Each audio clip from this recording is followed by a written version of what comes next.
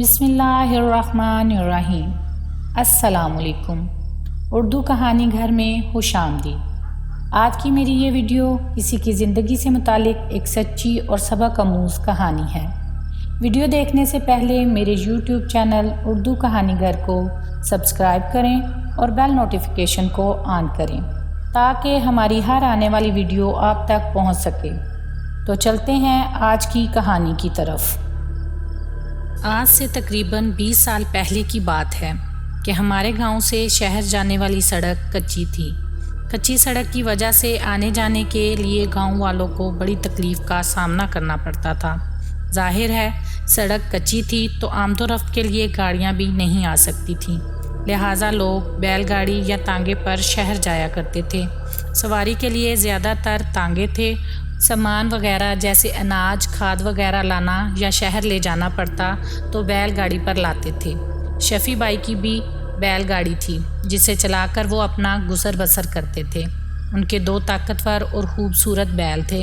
بڑے ذمہ دار اپنے اناج وغیرہ ٹریکٹر ٹرالی پر لے جاتے تھے اور چھوٹے ذمہ دار اپنا اناج شفیع بھائی کے بیل گاڑی پر لے جاتے تھے اور شہر سے کھاد وغیرہ خرید کر شفیع بھائی ہی کی بیل گاڑی پر لاتے تھے۔ شفیع بھائی کی بیل گاڑی پورے گاؤں میں مشہور تھی۔ جس کو بھی جو بھی کام پڑتا وہ شفیع بھائی کو کہتا۔ شفیع بھائی دن بھر میں شہر کے 2 چکر لگاتے تھے اور شام سے پہلے گھر آتے تھے۔ وہ شادی شدہ اور 3 بچوں کے باپ تھے، 2 بیٹیاں اور 1 بیٹا تھا۔ ان کی بیوی نیک اور گھریلو خاتون تھیں۔ بڑی بیٹی 13 سال، دوسری 10 سال اور بیٹا 8 سال کا تھا۔ شفیع بھائی اپنی زندگی میں بہت خوش تھے۔ گزارا اچھا ہوتا تھا، ہر طرح کا سکون ہی سکون تھا۔ پھر کچھ ایسا ہوا کہ ان کی زندگی میں ہلچل مچ گئی۔ اس سال گندم کا سیزن تھا، ہر طرف گندم کی کٹائی ہو رہی تھی اور پھر گندم کی خرید و فروخت بھی شروع ہو گئی۔ ہر کوئی کچھ اناج اپنے لیے سٹور کرتا اور کچھ اناج شہر بیچ کر اپنی دوسری ضروریات پوری کرتا۔ گاؤں مغرب کی طرف اور شہر مشرق کی طرف تھا اور درمیان میں لمبا اور دھول مٹی اڑاتا کچا رستہ تھا۔ شہر اور گاؤں کے بیچ میں ایک پرانا بنگلہ تھا جو رستے کے ایک طرف کچھ فاصلے پر درختوں کے جھنڈ کے درمیان میں کھڑا تھا۔ یہ بنگلہ آزادی سے پہلے سکھوں کا تھا، جسے آزادی کے بعد سکھ چھوڑ کر اور پھر یہ آباد نہ ہوا۔ بنگلہ 4 کمروں پر مشتمل 4 منزلہ تھا، یعنی پہلی منزل پر 4 کمرے، دوسری منزل پر اور تیسری اور چوتھی منزل پر بھی 4 کمرے تھے، جس کے گرد حویلی نما دیوار جو کہ اب گر چکی تھی اور بنگلہ اب بھی کھڑا تھا، جس کے ارد گرد بڑے بڑے درخت اور کانٹے دار جھاڑیاں اگائی تھیں۔ جو بھی اس رستے سے گزرتا تو اس دیو نما بنگلے کو دیکھتا تو خوف سے لرز جاتا۔ وہ بنگلہ جنوں والے بنگلے کے نام سے مشہور تھا، کیونکہ مشہور تھا اس میں جنوں کا بسیرا تھا۔ جو بھی قریب سے گزرتا اسے اندر سے باتیں کرنے یا بچوں کے رونے یا ہنسنے کی آوازیں سنائی دیتی تھیں۔ کبھی کبھی گزرنے والوں پر پتھر بھی برستے تھے جن سے بہت سے لوگ زخمی بھی ہوئے تھے۔ کبھی کسی کو درخت کے قریب اونٹ چرتے نظر آتے، کسی کو گھوڑے کے ہنہنانے کی آواز سنائی دیتی، کچھ لوگ وہاں بچے کھیلتے دیکھتے۔ کچھ لوگوں نے بنگلے کی آخری منزل کی چھت پر لڑکیوں کو کھڑے بھی دیکھا تھا، تو کسی نے لڑکیوں کو بال سکھاتے دیکھا تھا اور جنوں کی موجودگی کا اشارہ پایا تھا۔ بنگلے کے ارد گرد کی جن کی زمین تھی، وہ زمینوں پر جب بھی کام کرنے گئے انہیں کچھ نہ کچھ دکھائی دیتا۔ جو کسان ہل چلاتا اسے پتھر لگتے، وہ بیچارہ بھاگ جاتا تھا۔ جو زمینوں پر کام کرنے آتا اسے بڑا سا سانپ دکھائی دیتا یا بڑی سی چیل ان پر حملہ کرتی۔ لوگ بیچارے ڈر کر بھاگ جاتے تھے۔ پھر جنوں والے بنگلے کے ارد گرد کی زمین بنجر ہونے لگی۔ ایک دن شفیع بھائی اپنی مزدوری میں مصروف تھے۔ بیل گاڑی پر اناج کی بوریاں لادتے ہوئے انہوں نے سوچا تیسرا چکر بھی لگا لوں۔ تیسرا چکر لگا کر بیل گاڑی سے اناج اتار کر وہ واپس نکلنا چاہتے تھے۔ انہوں نے جلدی سامان اپنی چادر میں باندھ کر بیل گاڑی پر رکھا اور بیلوں کو تیز سے ہانکنا شروع کر دیا۔ جب وہ شہر سے نکلے تھے تو سورج غروب ہو گیا تھا۔ اب شفیع بھائی کے دل میں خوف جاگا تھا۔ جب وہ شہر سے آتے آتے جنوں والے بنگلے کے قریب سے گزر رہے تھے تو چاند اپنی جوبن پر تھا۔ ایسی چاندنی تھی کہ دن کا سماں تھا۔ اچانک شفیع بھائی کے کانوں میں کچھ آوازیں سنائی دیں۔ وہ آوازیں بنگلے سے آ رہی تھیں۔ جیسے بہت سی عورتیں آپس میں لڑ رہی ہوں، وہ بھی چلا چلا کر۔ عورتوں کے تیز بولنے اور چلانے کے شور سے ان کا دماغ پھٹنے لگا تھا۔ شفیع بھائی کی ریڑھ کی ہڈی میں خوف کی لہر دوڑ گئی۔ یا اللہ خیر! وہ تیزی سے بیلوں کو ہانکنے لگے اور ایک دم عورتوں کا چلانے کا شور ختم ہو گیا تو شفیع کے کانوں میں چھن چھن کی آواز آنے لگی۔ جب یہ چھن چھن کی آواز قریب اور واضح سنائی دینے لگی تو شفیع بھائی نے مڑ کر پیچھے دیکھا تو حیران رہ گئے۔ کوئی جوان عورت ان کے پیچھے چلی آ رہی تھی، حسین گورا چٹا رنگ اور سونے کے زیورات سے لدی۔ وہ ان کی طرف چلی آ رہی تھی۔ چاند کی چاندنی میں اس کا حسن غضب ڈھا رہا تھا۔ شفیع بھائی کو خوف نے آن گھیرا اور وہ بیلوں کو تیز سے ہانکنے لگے۔ اے رکو! شفیع بھائی کے کانوں میں اس کی آواز ٹکرائی تو انہوں نے بیل گاڑی کو اور تیز کر دیا۔ ارے ارے رکو، مجھے ساتھ لے چلو، میں تمہارے ساتھ چلوں گی۔ عورت شفیع بھائی کے بیل گاڑی کے پیچھے دوڑ لگانے لگی۔ شفیع بھائی نے بیلوں پر لاٹھی برسائی تاکہ اور تیز چلیں۔ اب عورت بھاگ بھاگ کر بیل گاڑی پر چڑھنے لگی تو شفیع بھائی نے اسے دھکا دیا اور وہ دڑم سے گر گئی۔ کچھ لمحے بعد وہ دھول میں غائب ہوئی اور پھر اٹھ کر بیل گاڑی پر چڑھنے لگی۔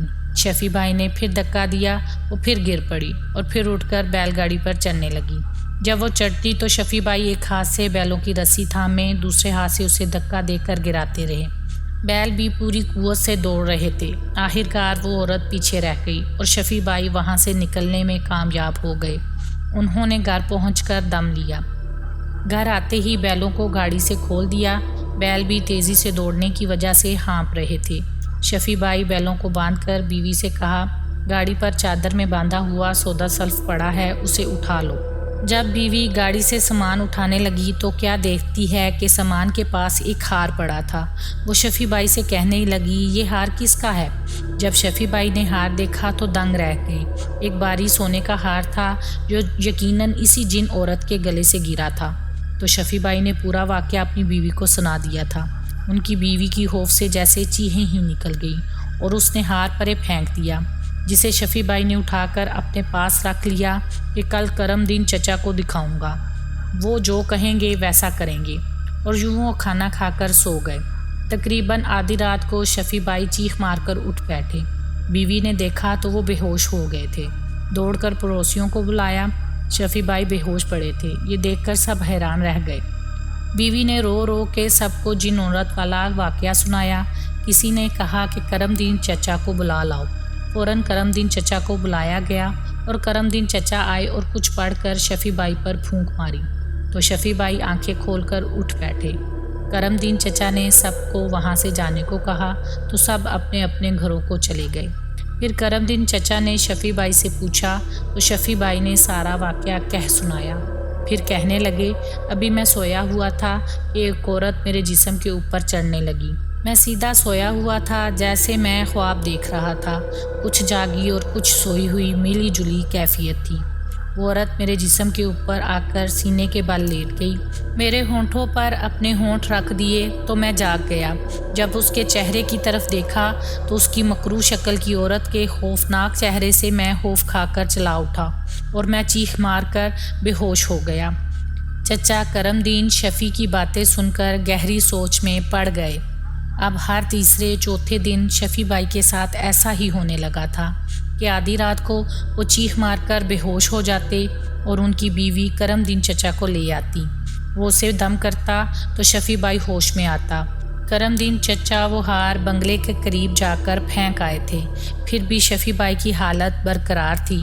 بیوی الگ پریشان، بچے الگ خوفزدہ۔ شفیع بھائی کے تو پیروں فقیروں اور عاملوں کے پاس لے جایا گیا، پھر بھی ان کی حالت جوں کی توں ہی رہی۔ کسی نے کرم دین چچا کو فقیر اطہر عطر والے کے بارے میں بتایا تو وہ جا کر فقیر اطہر عطر والے کو لے آئے۔ فقیر اطہر عطر والے بہت پہنچے ہوئے عامل اور بزرگ تھے۔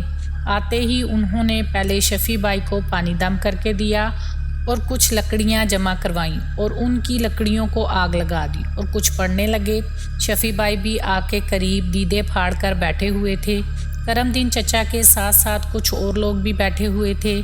فقیر اطہر عطر والے نے پڑھتے پڑھتے جیب سے عطر کی چھوٹی سی شیشی نکالی، ڈھکن کھولا اور آگ میں اونڈیل دی اور آگ مزید بھڑک اٹھی۔ اور فقیر بابا نے اٹھ کر ایک جلتی ہوئی لکڑی اٹھائی اور شفیع بھائی کے پاؤں پر رکھ دی، اور شفیع بھائی نسوانی آواز میں چیخ اٹھے، مجھے جلاؤ مت، مجھے چھوڑ دو، مجھے شفیع سے عشق ہو گیا ہے۔ فقیر عطر والے جلال میں آئے اور کہنے لگے، ابھی تو میں نے صرف تیرا پاؤں جلایا ہے، اب میں تجھے آگ میں پھینکوں گا۔ شفیع بھائی نسوانی آواز میں روتے ہوئے فقیر عطر والے کے پاؤں پر گر گئے تھے۔ فقیر بابا اپنی چھڑی شفیع بھائی کی کمر پر برسانے لگے۔ شفیع بھائی نسوانی آواز میں چیختے چلاتے رہے، مگر فقیر بابا انہیں مارتے رہے۔ پھر شفیع بھائی نسوانی آواز میں کہنے لگے، اگر میں جاؤں گی بھی تو اسے برباد کر کے ہی جاؤں گی، تم اس کا کچھ نہیں بگاڑ سکتی۔ فقیر بابا برابر شفیع بھائی کو چھڑیوں سے مار رہے تھے۔ آخر شفیع بھائی بے ہوش ہو گئے۔ اب فقیر بابا ہاتھ روک کر دور جا کر بیٹھ گئے اور آنکھیں بند کر کے کچھ پڑھنے لگے۔ کچھ دیر بعد آنکھیں کھول دیں، بجھی آواز میں کہنے لگے کہ میں ان کی چھوٹی بیٹی کو بچا نہ سکا۔ وہ آئی تھی، شفیع کے سب گھر والوں کو مار کر شفیع پر قبضہ کرنا چاہتی تھی۔